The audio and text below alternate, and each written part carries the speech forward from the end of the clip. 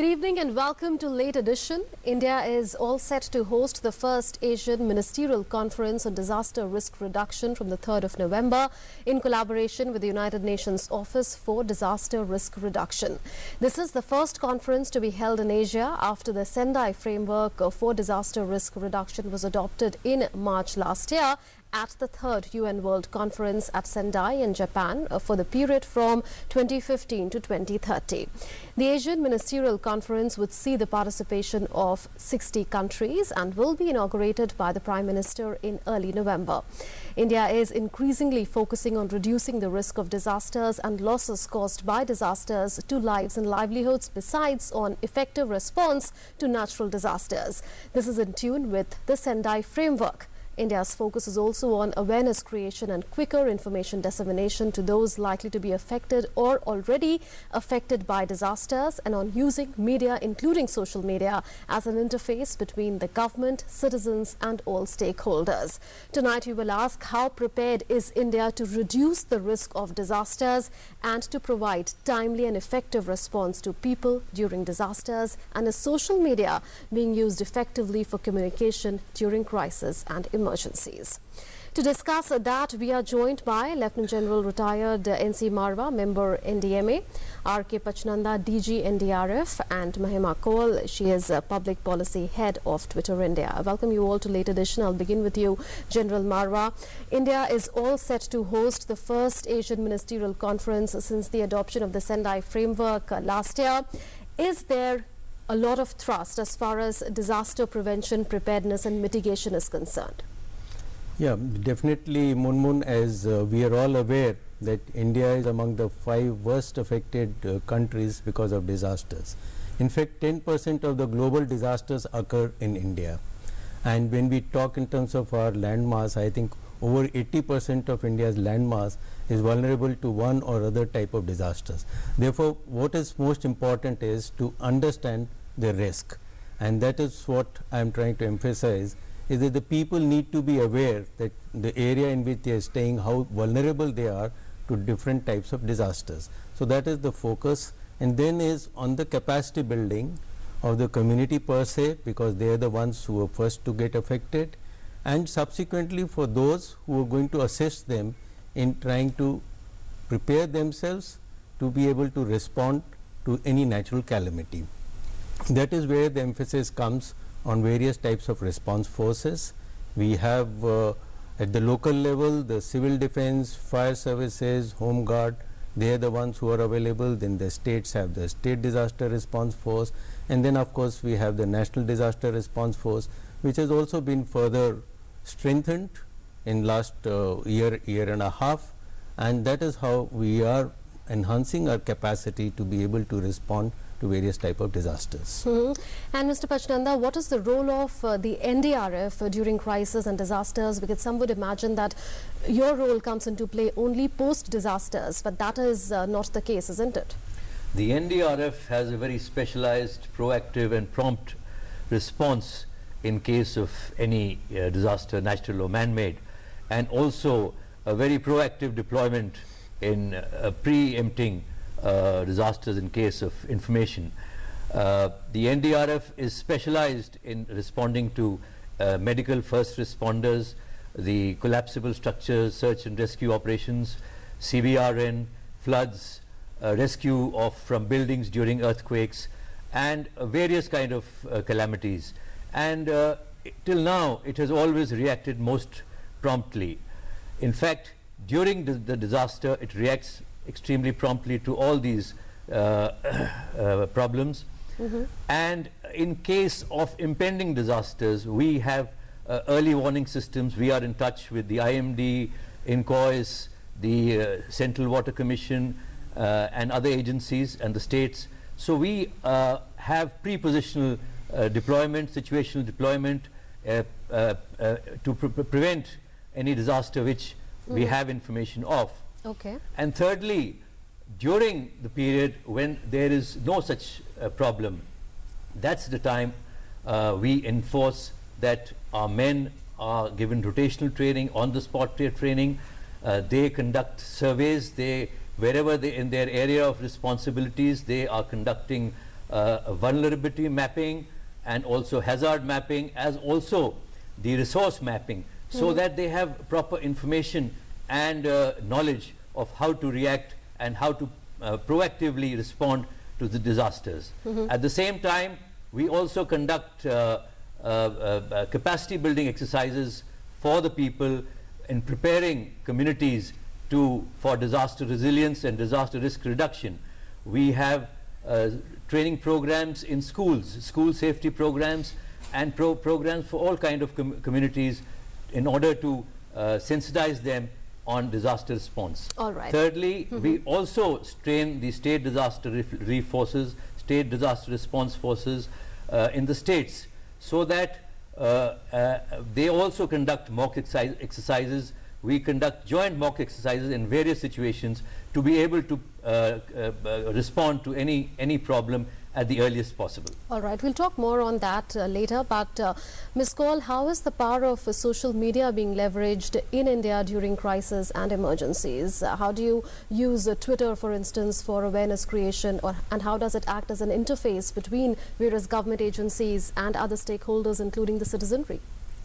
So what you're seeing today is, as the internet is expanding and more people are getting access to digital technologies, obviously including the internet, but also mobile phones and being able to be connected on the go, you find that citizens, NGOs, first responders, government, even corporates alike, they are taking to social media, and Twitter in particular we've seen, to be able to respond together when there is a crisis or an emergency.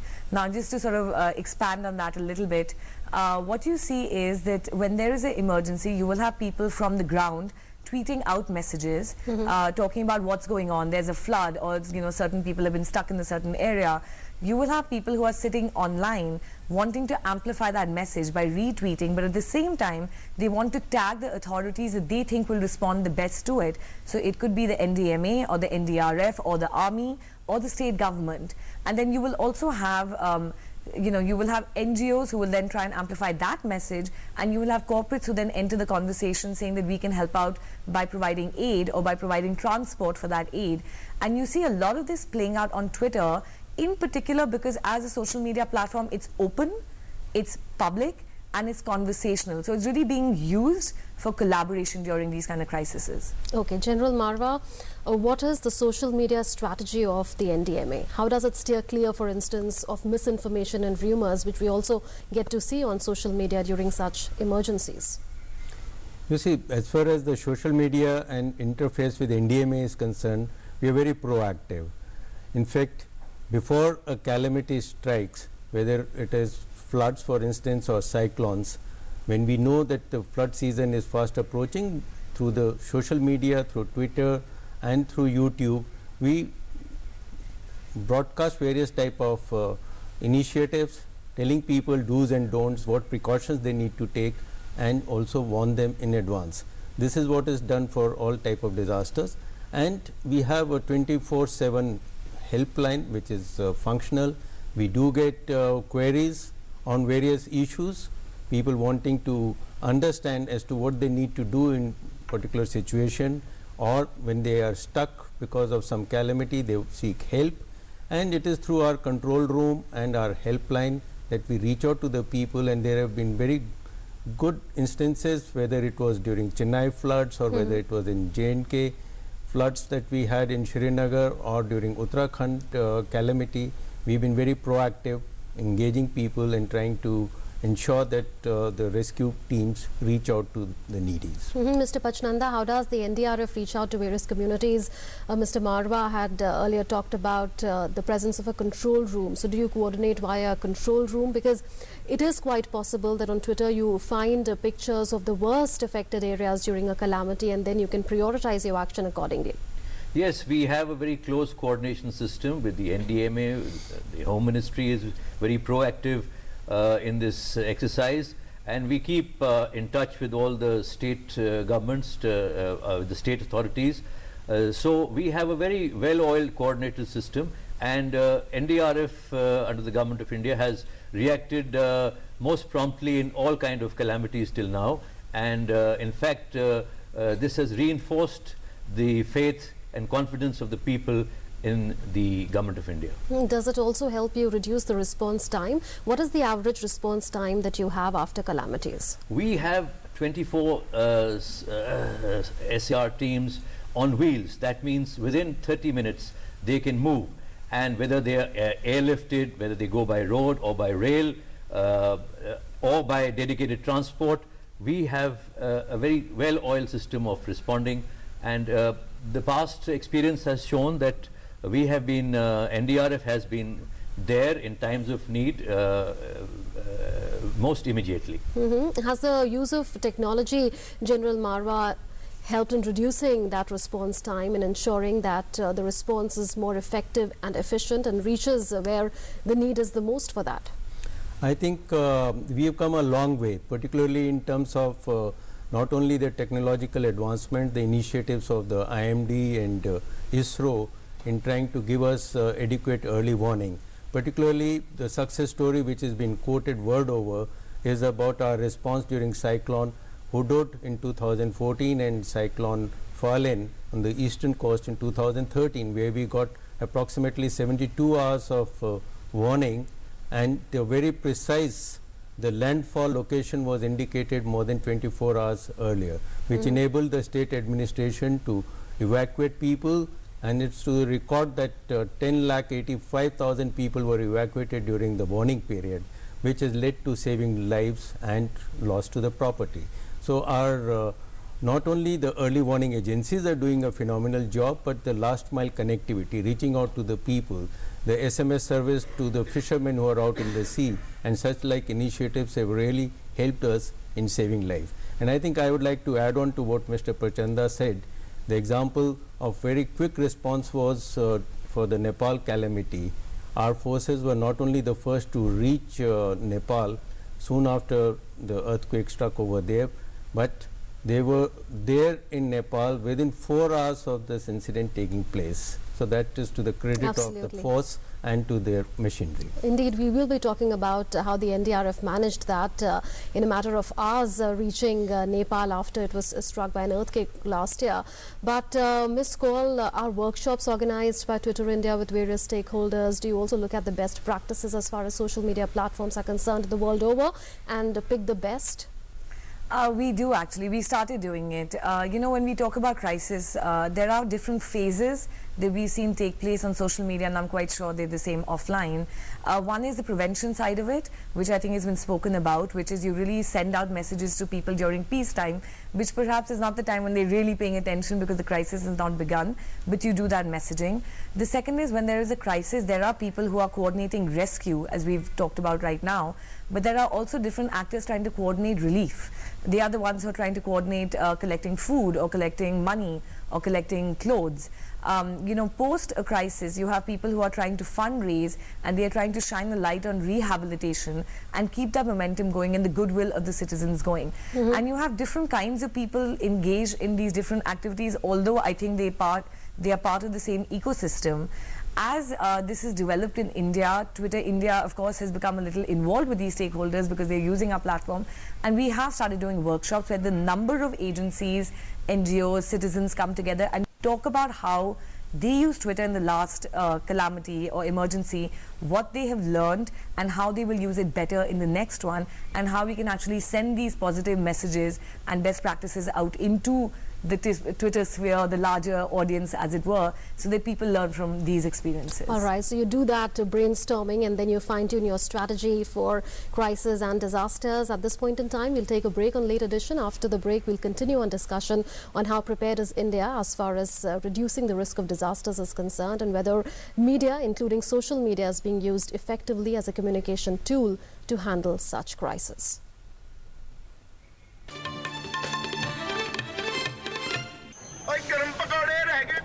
छोटा कोई काम नहीं जो लगन से करे वो पूरा बड़े बड़े सपने हो पूरे कोई न रहे अधूरा खुद को कम ना समझना यारों कम नहीं तेरी कोशिश जो भी कर जी जान से कर खुशियां भी होगी बारिश जीवन के सफर में जी जान लगा देने वालों का फोन जीवी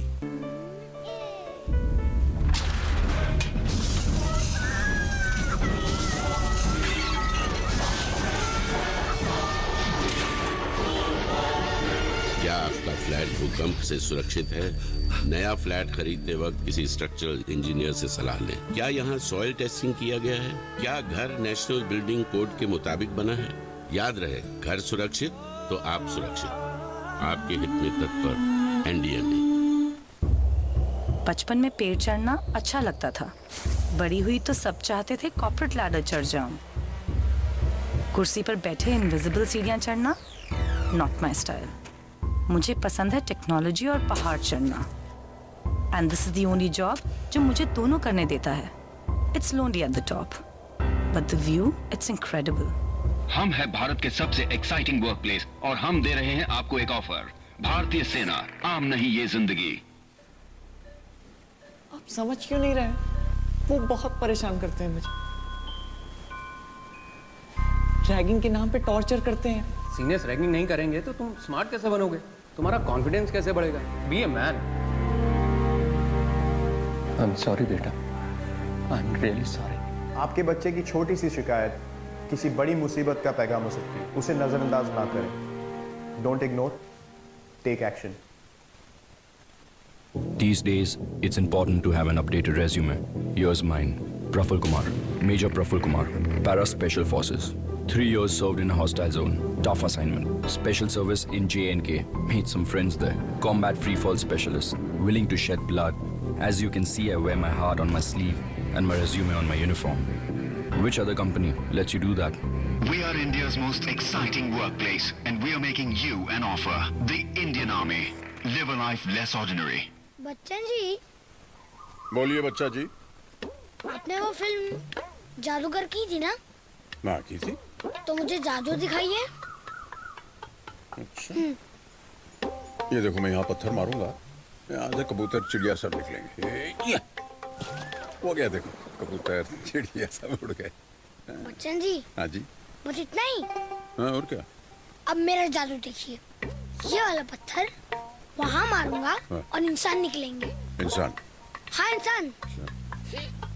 देखो। अरे कौन है भाई? देखो। अरे यार, क्यों तुम लोग गांव की इज्जत पे धब्बा लगा रहे हो? बाहर से लोग आएंगे तो क्या सोचेंगे? स्वच्छ भारत अभियान के अंतर्गत भारत सरकार जो है वो शौचालय बनाने में मदद कर रही है।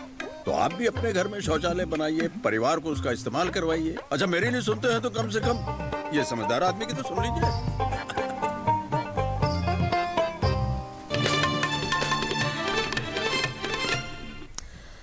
Welcome back. You're watching Late Edition, and tonight we are discussing how prepared is India to reduce the risk of disasters and whether media, including social media, is being used effectively during crises and emergencies. General Marwa, is resilience to disasters being integrated into the governance process? Because if that is indeed happening, that will be a long-term change, and that will actually mean reducing the risk of disasters, isn't it? You're absolutely right, because just quoting the statistics, our annual average losses are approximately 2% of our GDP, which is phenomenal. And how do we manage to reduce the losses? Is through the process of mainstreaming the disaster risk reduction initiatives. And when we start off, again we start with the process of larger extent of awareness among the people, harnessing the technology so that we are able to provide adequate warning, prepare the people, and also ensure that we use the technology in trying to undertake measures which are mainstreamed into our development plans. Because whatever are the important infrastructures which are coming, they have to be disaster resilient. If they are into earthquake prone areas or in the low lying areas which are prone to floods, so our construction should be such that they are disaster resilient.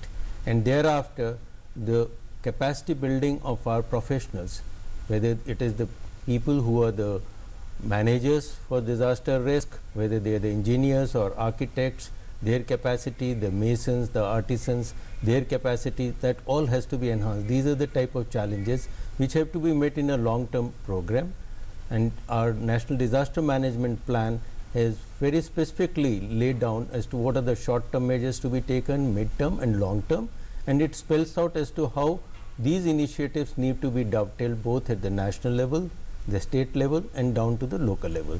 That is how we prepared our roadmap. Okay, and is disaster mitigation now a key area of international cooperation as well? Because India will be hosting the Asian Ministerial Conference in some time from now. So has disaster mitigation emerged as a key area of cooperation, and do we expect to build up on that during the Asian Ministerial Conference? Indeed, in fact, we are looking forward to this opportunity where we have greater amount of interaction and cooperation with the people who have better technology and experience. And there is a lot that other Asian countries need to learn from us, from our experience, whether in terms of build back better, in terms of Bhuj earthquake, or it happened in Odisha post the cyclone of 13 and 14, and also post the calamity in Uttarakhand. So there's a lot of experience that we've got in terms of investing in building back better, which other countries need to learn from us. Okay, since the time is very limited, so I would request you all to be brief. Mr. Pachnanda, insofar as challenges on the ground is concerned, what are the challenges that you face, be it in India or outside India?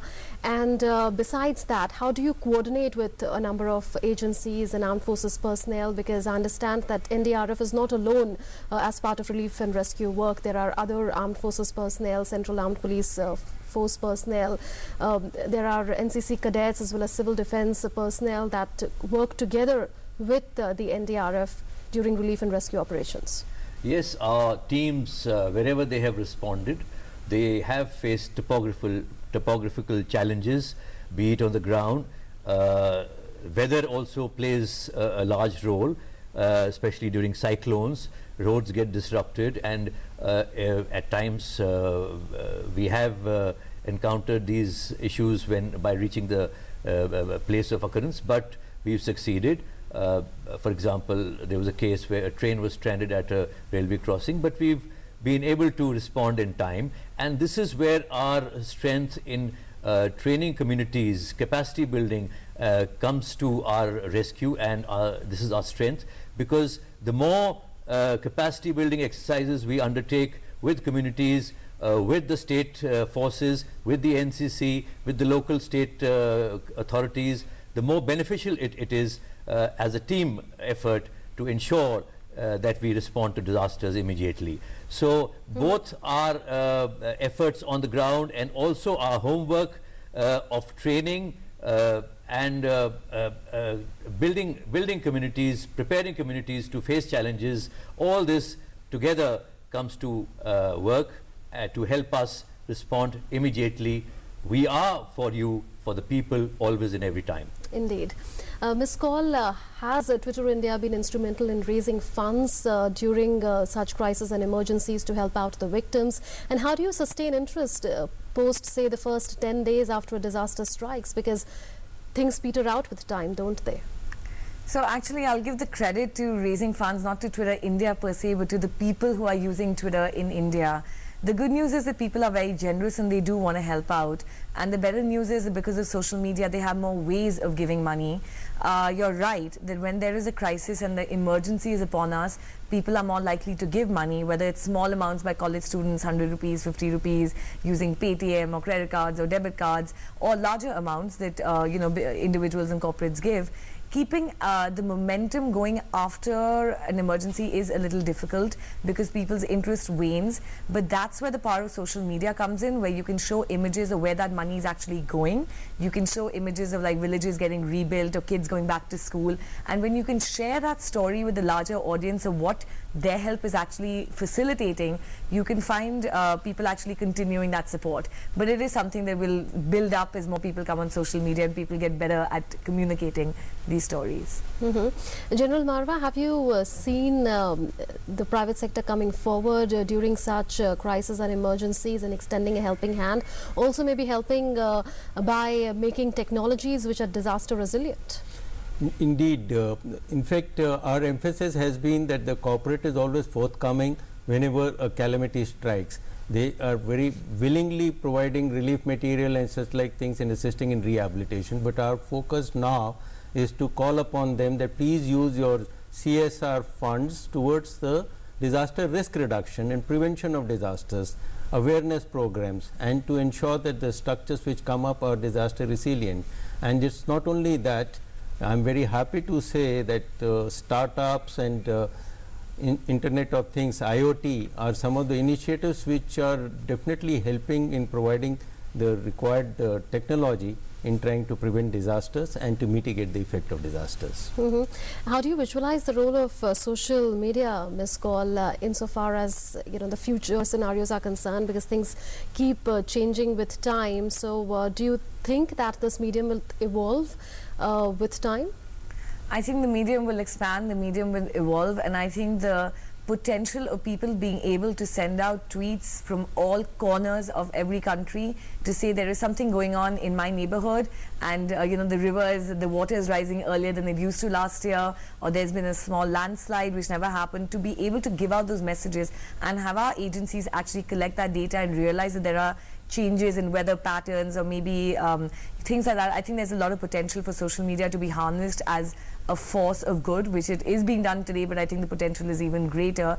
And on the other side, for it to be used by people who are good Samaritans to help our agencies and to help the government and to help all the other NGOs do their job better by spreading their message and donating at the time. One last very brief statement from you, General Marwa, on whether we can expect an outcome document or a regional plan once this Asian Ministerial Conference concludes. What can we look forward to? In fact, India is the first country which had a national disaster management plan which is totally aligned with the Sendai framework. So when we prepare this regional plan, I think we are going to ensure that it is followed in letter and spirit, because the targets and the timelines are going to be indicated on various initiatives on which we are already planning to give the desired amount of focus. Absolutely. Thank you so much, Lieutenant General N.C. Marwa, R.K. Pachnanda and Mahima Kaul, for having joined us on Late Edition tonight, and please do continue doing the good work that you have been for years together. So there has been a paradigm shift from a relief-centric approach to a more proactive approach that lays emphasis on preparedness, prevention and mitigation. If global best practices continue to be integrated and media is used effectively to spread awareness and for effective response, India may continue to reduce the losses caused by natural disasters and save precious lives. With that, we conclude this edition of Late Edition. Thanks for watching.